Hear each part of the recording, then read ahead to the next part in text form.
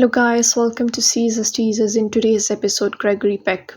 Peck was born elder Gregory Peck on April 5, 1916 in La Jolla, California, a seaside town whose quiet shores seemed to shape the calm nobility that would define him. His childhood, however, was marked by upheaval. His parents separated when he was young, and Gregory spent much of his early life moving between relatives, seeking stability in books, nature, and the silent strength of solitude. Already tall, thoughtful, and soulful-eyed, he carried an air of dignity even as a boy. He attended the University of California, Berkeley, where he first discovered acting, not through ambition but through curiosity and a desire to belong to something meaningful. The stage offered him a home, a world where he could channel his gentle intensity and deep conviction. He soon moved to New York to study at the neighborhood playhouse, performing in theaters with a sincerity that set him apart from other flamboyant contemporaries. Hollywood took notice quickly. By mid-1940s, Gregory Peck was a rising star, admired for his quiet authority, moral gravitas, and the magnetic stillness that could command an entire screen. Audiences felt a rare authenticity in him. He didn't play heroes, he embodied them. His breakthrough performance in films like The Keys of the Kingdom and Gentleman's Agreement revealed a man who chose roles not for glamour but for purpose and justice, echoing his own inner compass. His greatest triumph came in 1962 with To Kill a Mockingbird, where he portrayed Atticus Finch, the firm yet tender lawyer who stood for decency in a divided world. The role earned him the Academy Award for Best Actor, but more importantly, it cemented his legacy. Atticus wasn't just a character, he was Gregory Peck's soul made visible, compassionate, principled, and quietly heroic. Through the 1950s and 60s, Peck became one of Hollywood's most respected leading men, starring in classics like Roman Holiday, Cape Fear, The Guns of Navarone, and Spellbound.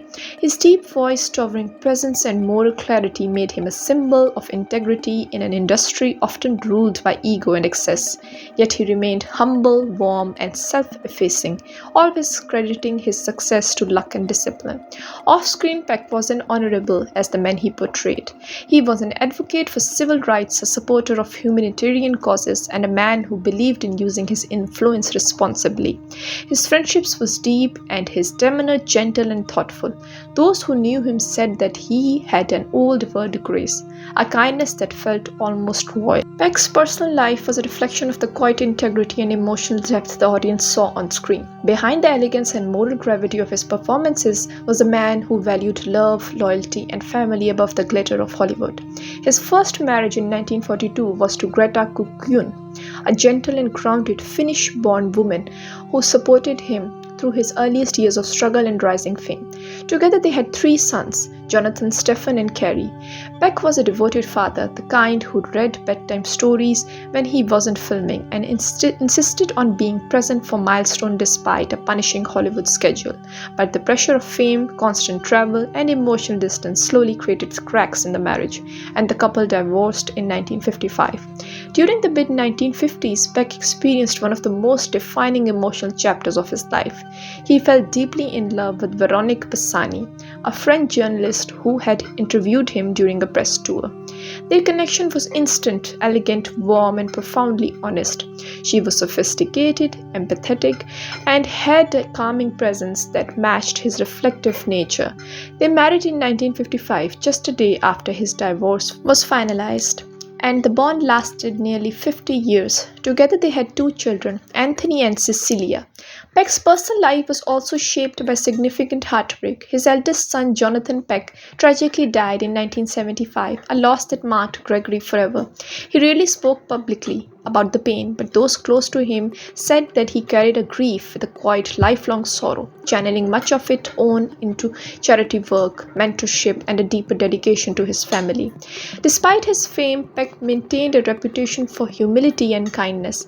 He cherished simple things, dinners at home, long conversations, reading, traveling with his family, and spending evenings with close friends. Though a towering Hollywood icon, he lived with gentleness and emotional intelligence that made him beloved by co-stars, adored by his wife and children. Gregory Peck's personal life was not the life of a distant star, but of a man who loved deeply, grieved deeply, and lived with profound sincerity. Though age brought frailty, his mind and spirit remained sharp and warm. He continued to support humanitarian causes, spoke occasionally about justice and compassion, and welcomed admirers with humility. By the early 2000s, his health began to decline more noticeably. He spent much of his time at his Los Angeles home, surrounded by family, music, books, and the serene comfort of a life well lived. Veronique remained steadfast by his side, the great love of his later life caring for him with devotion and tenderness. On June 12, 2003, Gregory Peck passed away peacefully in his sleep at the age of 87. He left the world the same way he had lived in it, quietly, gracefully, without spectacle.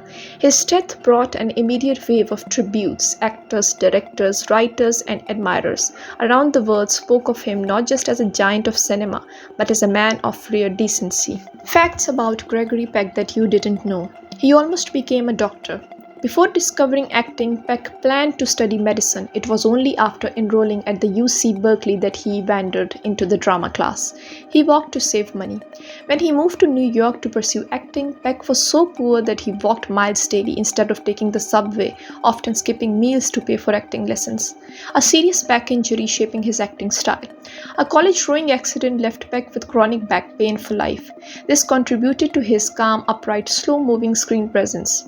He never won an Oscar until his fifth nomination. Though beloved early in his career, he didn't win Best Actor Oscar until portraying Atticus Finch, despite 4 earlier nominations. Alfred Hitchcock cast him for his voice and eyes. Hitchcock said that Peck had the most trustworthy eyes in cinema, which is why he cast him in Spellbound and The Paradigm Case. Civil rights was his quiet mission. Peck secretly funded civil rights organizations in the 1950s and 60s and used his influence behind the scenes to support equality long before it was popular in Hollywood. He turned down roles many actors dreamed of. Peck rejected scripts that glorified violence or immorality, unless they served a greater message. He believed films should lift the human spirit, a standard he refused to compromise. Loved to prank friends. Despite his serious screen persona, Peck had a mischievous sense of humor and loved pulling gentle pranks on close friends like Charlton Heston and Jane Fonda. He served as president of the Academy.